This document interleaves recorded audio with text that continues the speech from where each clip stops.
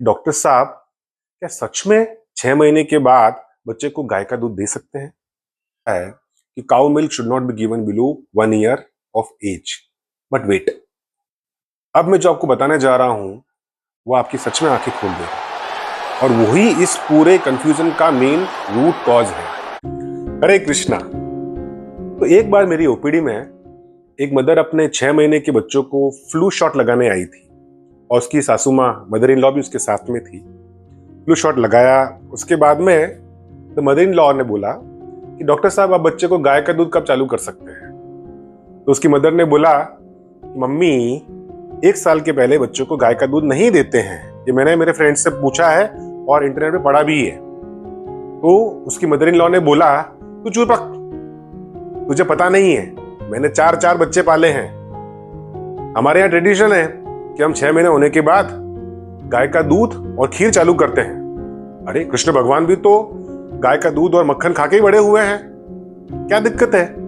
ये फॉर्मूला के जो दूध है पाउडर, वो भी तो गाय के दूध से ही बनता है। तो दोनों में आपस में लड़ाई चालू हो गई और आर्ग्यूमेंट चालू हो गया।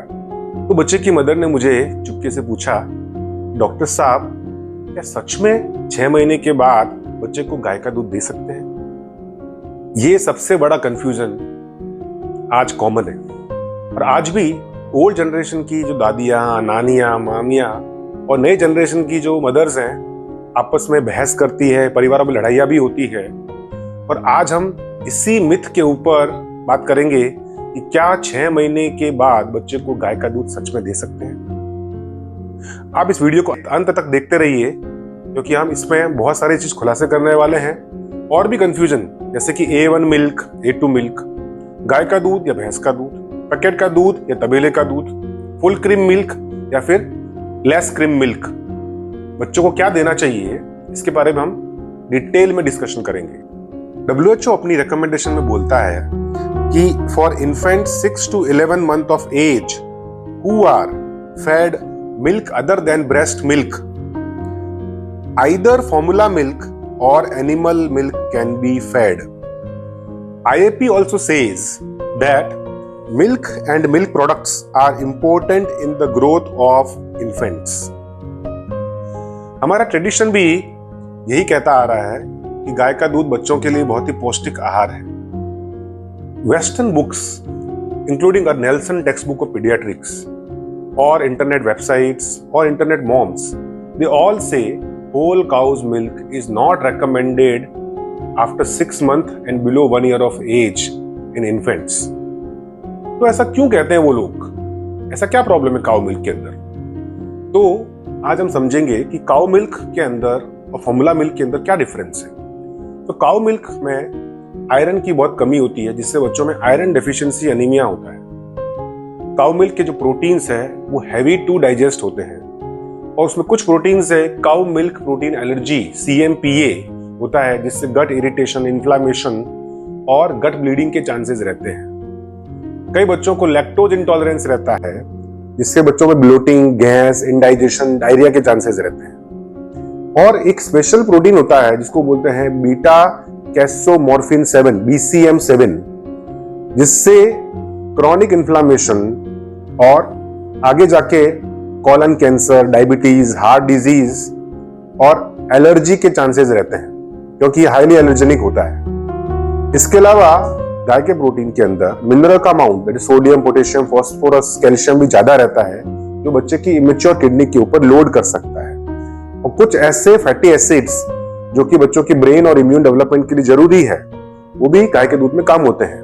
और ये सब चीज फॉर्मूला मिल्क के अंदर एडजस्टेड रहती है। That means extra iron, extra vitamin E, vitamin C, fatty acids and easy to digest protein. So इन सब फैक्ट से ये पता चलता है कि cow milk should not be given below 1 year of as.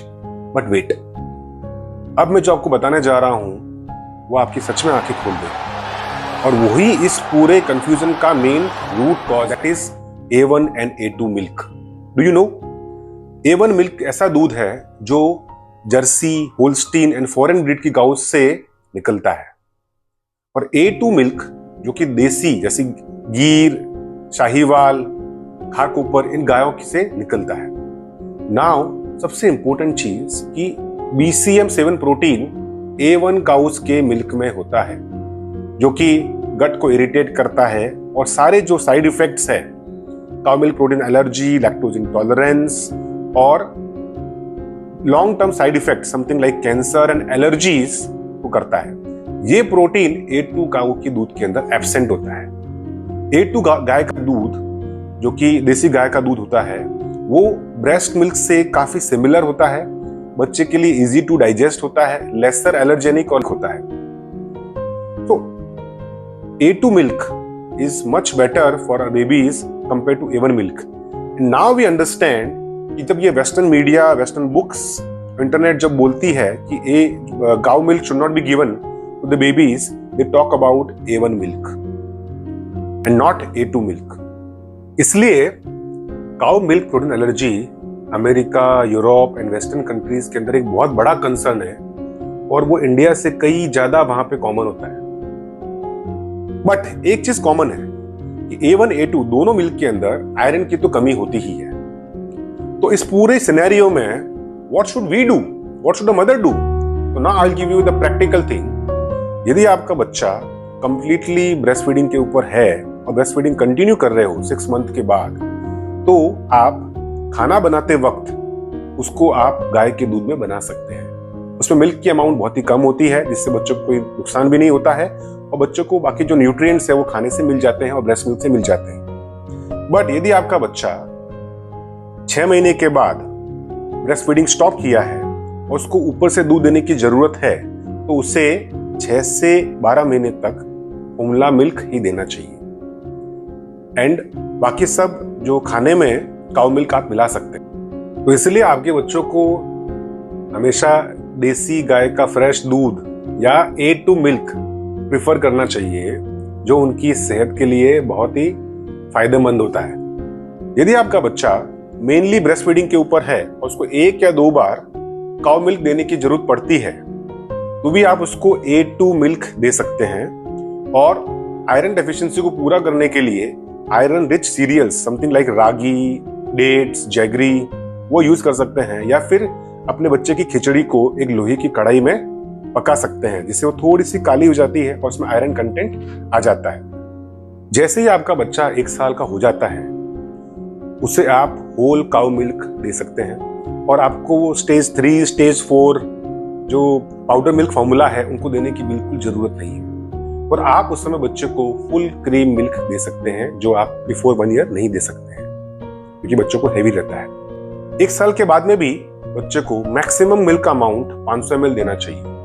इससे ज्यादा का दूध यदि आप पर डे देते हैं तो बच्चों में वो स्टिल आयरन डेफिशिएंसी एनीमिया कर सकता है, और बच्चों में सीरियल्स के ऊपर ज्यादा ध्यान देना चाहिए compare to the cow milk. फिर भी काउ मिल्क देने के बाद या फॉर्मूला देने के बाद यदि बच्चे को कोई भी दिक्कत होती है, जैसे vomiting, diarrhoea, blood in stools, bloating, तो डेफिनेटली आपको पीडियाट्रिशियन के पास जाके उनसे कंसल्ट करना चाहिए और उनसे गाइड लेना चाहिए।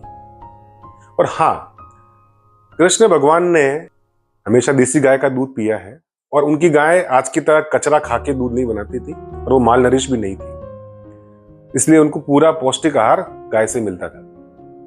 आई hope that this video help you to come to conclusion and give you practical guidance about how to start cow milk in your baby. I hope it clear all your doubts about the things, and it definitely get peace in your family also. If you like, then please subscribe our channel and share this video to maximum of the mothers so that all can be benefited. Thank you.